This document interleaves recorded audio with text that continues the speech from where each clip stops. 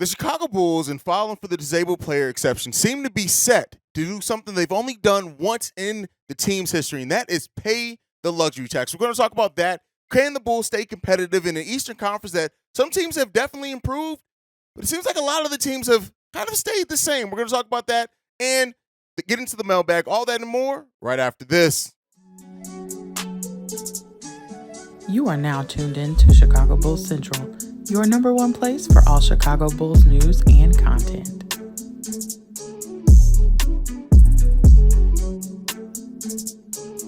What's going on, Bulls fans? Welcome to another episode of Chicago Bulls Central, your number one spot for everything Chicago Bulls related. I'm the host here, Haize. You guys can follow the show right off the top at Bulls Central Pod on every social media platform. And I want to remind everybody, Chicago Bulls Central is also available on iTunes, Spotify, every podcasting platform of your choice. Make sure you guys check us out there. If you're on the podcast side, go and subscribe to the YouTube. If you're on the YouTube side, go and leave a review over on the podcast side on your podcasting app of choice. But let's get into the content for today.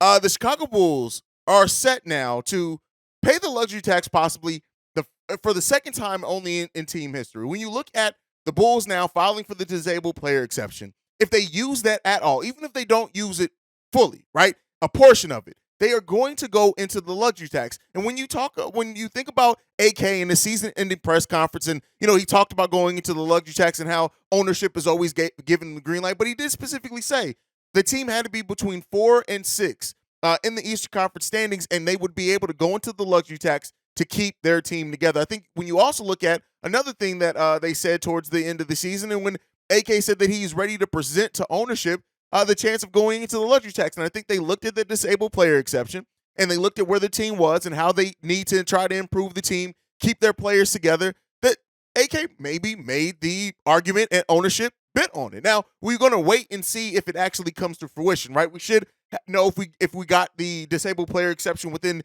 a few days, less than a week, and we'll see if the Bulls get to work on using that. And if they do, hey, listen, the Bulls will be paying the luxury tax for the second time in team history. Now, I've always been someone to say paying the luxury tax is not necessarily indicative of a team, indicative, that's the word I'm looking for, because English is a thing, indicative of a team being able to compete. But I do think when you look at either keeping a team together, being able to add salary to your team, when you're strapped, right, it helps to be able to go into the luxury tax. And with the situation that the Bulls are in, having a $20 million contract that's just sitting there that they can't get anything out of because of Lonzo Ball's injury, going into the luxury tax to try to overcome that somewhat, it makes sense. And I'm glad that the Bulls are making those moves. Right now, we got to see how they use it. Hopefully they help, change that shot profile, which Jevon Carter signing already does to a certain degree. But also just the player that they get with its disabled player exception is going to be heavily scrutinized, because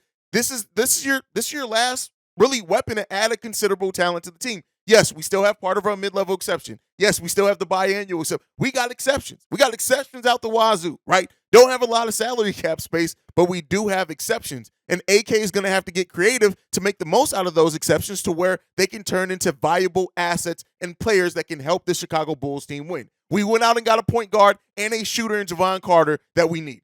We kept Nikola Vucevic, who I know a lot of Bulls fans are up and down on, but again, we had no reasonable way, a realistic way to be able to replace his production and what he brings to the team. We were able to keep him. Kobe White, 23 years old, still has tons of upside. We were able to keep him on team-friendly deals, right? And so I think when you look at what the Bulls have done as far as the contracts that they've brought in, all team-friendly deals, all deals that are easily movable or included in a big trade if one were to come available, which we'll talk about the trade deadline, because I think we're in for a more active trade deadline than what some Bulls fans are thinking.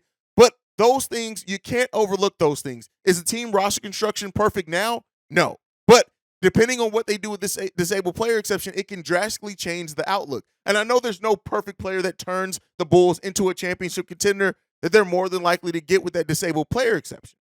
We know this. But they can get a team, and as we've seen before with teams, if you get the right pieces and those pieces fit and they can gel and come together, it matters. And you can punch above your weight. And when you look at the Eastern Conference, right, and the next question that we have, can the Bulls stay competitive in the Eastern Conference? And really, when you look at the Eastern Conference standings, I'll tell you what, there are absolutely teams that have improved. I look at the New York Knicks and what they've done with the assets that they have absolutely improved. right? You cannot deny that. At least I would, right? You look at teams like, as well, the Indiana Pacers and what they were able to go out and get. They have improved. You look at the Charlotte Hornets and now rumors that they could be going after Grant Williams, but you look at what they did in drafting Brandon Miller. If they can stay healthy, they have improved somewhat as well. The Orlando Magic's always a threat to, that one of those young players to really take that next step up. And if they do, things can change for them. But when you look at the top of the Eastern Conference, the Milwaukee Bucks kind of stayed the same. Now, again, they're the top of the East. They have more leeway to do that more than anyone else. So that makes sense there. You look at the Boston Celtics. Depending on how you view the Marcus Smart going out and Kristaps Porzingis coming in and what else they can do with other spots on their rosters, is Malcolm Brogdon going to be healthy, right? I still think it's enough there to say, hey, let's wait and see, right? The Philadelphia 76ers, I have no idea how to call it yet. Yes, they signed Patrick Beverley, but they still need to figure out something to do with James Harden. The Cleveland Cavaliers, a young team that still has that upside because of the development from them. But when you really look at the Brooklyn Nets, who finished 6th, yes, that is a solid overall team, and I like their roster a lot. Not one of the very few rosters I'm kind of jealous of future projections with. But the Atlanta Hawks haven't got much better, at least not to me, right? The Miami Heat, they definitely haven't gotten better. The Bulls can stay competitive. Am I saying that they are going to be able to avoid the play-in? No, the roster isn't finished yet, and it's not finished for a lot of these teams. Free agency is not done. But I do think that for the Bulls fans that didn't think that the Bulls were that far off, that we needed some shooting, we needed a point guard, it seems like we're going to be able to add those things, and then we can stay competitive in the Eastern Conference. But one of the things that I do want to talk about, regardless of where the Bulls sit over the course of the beginning of the season or not, the Bulls are set up, I think, to be more active at the trade deadline than what we've been definitely the last 2 years, in which we haven't made a move outside of buyout signings. But the reason why I don't think that this trade deadline is going to be a quiet one for the Bulls is I think that you look at bringing in a player with that disabled player exception, right? Kind of how some of the makeup. Ayo Dosunmu is probably going to be back. We don't know if he's going to have a long-term deal or not, right? DeMar DeRozan's expiring contract. Already hearing some rumblings with the Bulls and even players like Zach LaVine, things like that. I think that the Bulls have set themselves up. I'm not willing to say yet that it's going to be that for sure, only because we know this team and this front office so far that has shown kind of, not inability, but a lack of desire to move off some of their pieces.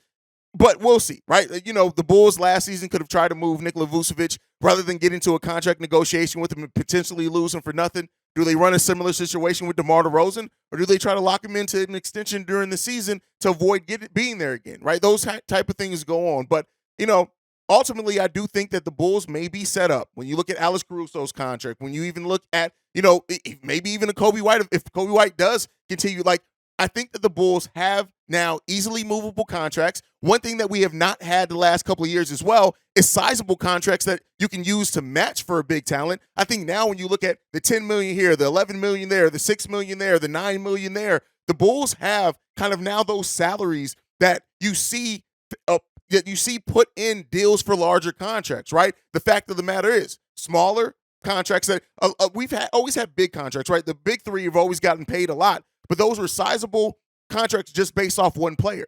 Now, when you look at the Chicago Bulls, they have the smaller contracts that don't have long-term.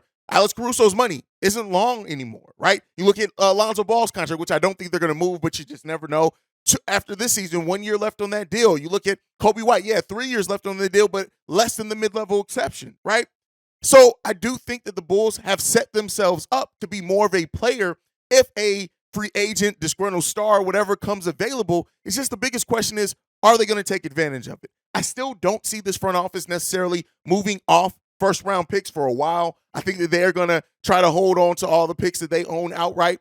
Again, another thing that is evident with the way that this free agency is going, I tell you what, everybody who's been worried about that Portland pick ain't convenient, right? It's going to go probably towards where it always goes, and or where it turns in, I think, 2 seconds in 2028, 29. That's probably the most likely outcome at this point. Once they trade Dame Lillard, we don't think that they're going to make the playoffs anytime soon. So those protections, it's not going to happen. And you're probably not going to convince another team either once Dame is traded that, hey, we got this first round Portland pick if they make the playoffs, because most teams are going to realize, unless Scoot Henderson just comes out like a young Derrick Rose, or Shaedon Sharpe hits a great a leap in his second year, doesn't seem like that team is going to make the playoffs, so that pick isn't conveying. So I do think that the Chicago Bulls are going to try to hold on to their first round picks. But now we have those contracts that can be pieced together to do some other things. Those contracts that teams may look at and say, hey,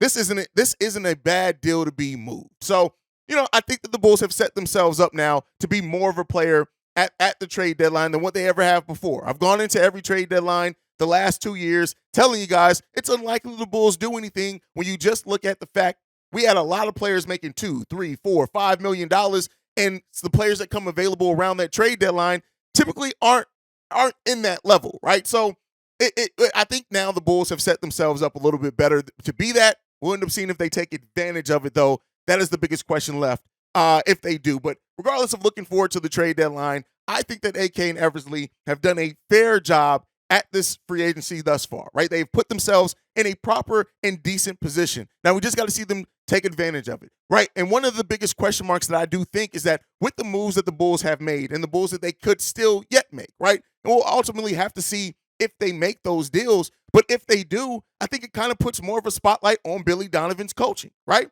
And not to say that Billy Donovan has a risk of being fired. You guys know, I think Billy Donovan's going to be here, unfortunately, another 3 years at the minimum. But with that said, it really does put a highlight on Billy Donovan's coaching and his ability to get the most out of his players. You already heard that one of the things in his negotiation was Nikola Vucevic talking about his role and how he's used on the team. And so I think that that's starting to put a spotlight on those things in the correct area. Does Billy Donovan make a change? Does having a point guard now from the start of the season in Javon Carter change a little bit, right? Those are kind of the things that now we can zoom in and see. Still got some absolute work that we need to finish in this free agency period using that disabled player exception, using the rest of our mid-level exception. What's going on with Io? What's going on with Marco, who the Bulls now have 4 days left to make a decision on Marco Simonovic's contract. So we'll end up seeing what that brings. But all right, let's go ahead. It's offseason. Been a lot of things going on. I'm probably going to dive into the mailbag a little bit once each episode this week. But let's go ahead and get to this first one. This one's from JB. Hey, good evening, Brother Haize. This is JB from Evanston calling you. I haven't talked to you in a while. But anyway, just responding to your last video. As far as Grant Williams, I would be really happy if the Bulls were to acquire him. I love his physicality, his toughness. I really like his playoff experience with the Boston Celtics. He's been in a winning situation for a while. Plus, I really like his outside shooting that he would bring to the Chicago Bulls. As far as Obamba, I'm very intrigued with him. His length, his outside shooting, the possible rim protection that he would bring to the Chicago Bulls. I would also be happy with him as well. Lastly, I was really happy with the last signing and everything with the point guard that we got. Really happy with him, the point guard that we got from Milwaukee. He brings outside shooting, tough defense, and also that's Javon Carter, by the way. But I was really happy with that signing. That's the guy that I really wanted the Bulls to acquire to play our point guard position. Really a position of need for quite some time. So anyway, I think he could really bring a lot to the team. And also his playoff experience with Milwaukee, the Bucks. And really, that's my response to the last video for you. And thank you so much for always the great content that you bring to all of us Chicago Bulls fans that really love the team and a team that we have a great deal of passion for. Thank you once again for the great work that you do. Have a nice evening. Thank you. All right. Grant Williams is a great target for the Bulls. I know it's not a flashy target or anything, but it's somebody who absolutely the money makes sense. The role makes sense as well, whether he's starting or backing up Patrick Williams at that power forward position. I think he's a good target there. He brings the playoff experience. He has 68 career playoff games already in his young career. I think something like that. I may be overstating that one a little bit, but he has a nice amount of career playoff games that he has that he can bring that the Chicago Bulls team just does not have, right? We don't have that on this team. We got a lot of people who've played 2, if you're counting playing games, 2 playoff games in their whole career. So being able to bring that in as well, as I verify, yes, he's played 61 Grant Williams playoff games in his career, started 5 of those, And in that, not great averages, but when you look at 5 points per game, he's averaged 46% shooting, 43% three-point range in the playoffs. That is a player that we can absolutely use that mindset. Now, is he going to come? You hear like Charlotte Hornets are now interested in Grant Williams. There's some rumblings around that, but I like what Grant Williams could potentially bring for this team. Is he perfect? Does he bring everything? No, but that does not mean that he still does not bring some things that we can absolutely use on the Chicago Bulls team. As far as the Javon Carter signing, I think we all know. Let me not say every Bulls fan, right? Because we do have some Bulls fans that, because it wasn't, especially looking at Russell Westbrook's contract, things like that, they aren't happy. But I really do love the Javon Carter signing. I think he's going to pay off big time for the Chicago Bulls, in my opinion. That's my opinion. Not everyone has to share that, and that is okay. Let's get into this next one. This one's from Reginald. Hey, this is Reginald from Columbus, Georgia. I was just wondering, who do you think the Bulls should get with the stable player exception that they just got, that they might get from Lonzo? We don't know when they're going to get it, so that's $10.2 million. Looking at free agency, I don't really see anyone that I think would be worth that much. But also, I was thinking who in the trade market who's worth less than $10 million, but should be moved for like a second round pick or something. For me, I think it's Danilo Gallinari. But I just want to hear what your opinion is. All right, and Reginald presents Danilo Gallinari as a potential target for the disabled player exception. Now, I do have a whole video, which will be linked below, on potential targets the Bulls can go both in the trade market and in free agency to use that disabled player exception on. But I do think Danilo Gallinari is one that presents an interesting prospect for the Chicago Bulls, and I think it's a good one. When we look at Danilo Gallinari's career, right? Yes, he missed all of last season due to an ACL injury. His game's never really been based off athleticism, so I'm not too worried about that affecting.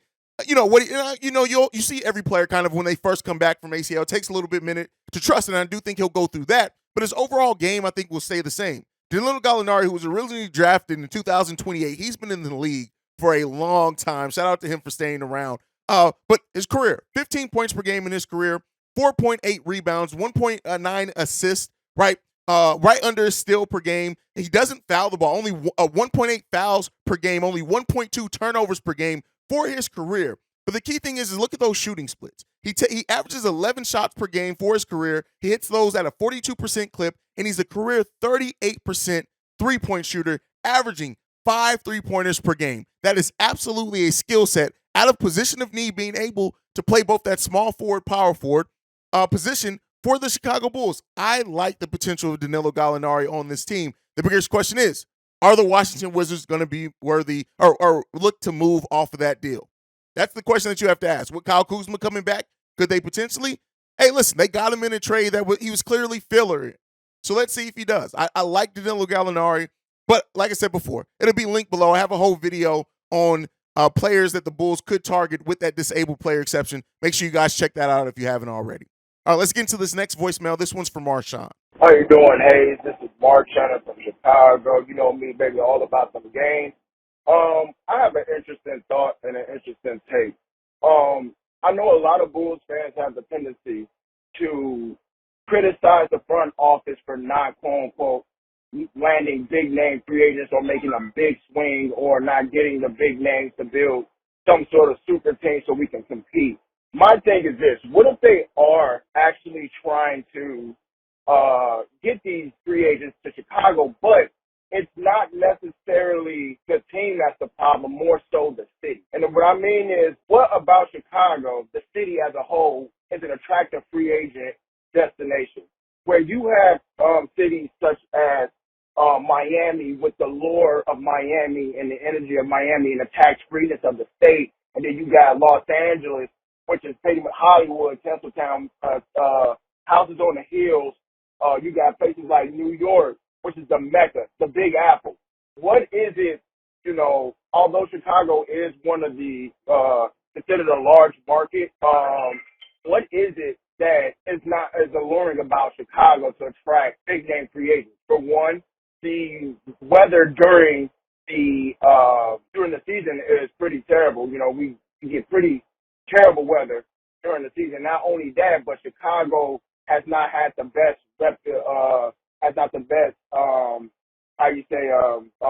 quality or whatever as far as crime rate. The media as a whole, even though Chicago is within, not even within the top 10 of most dangerous cities to live in the world.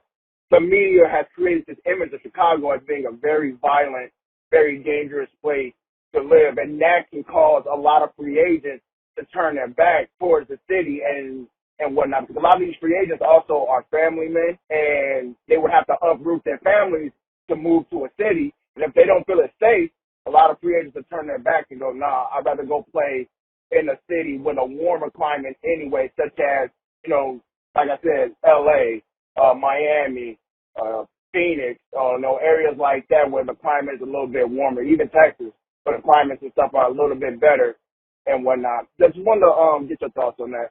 Peace. All right, there's nothing that fires me up more than people shitting on the city of Chicago. And Marshawn, I'm not saying that you are.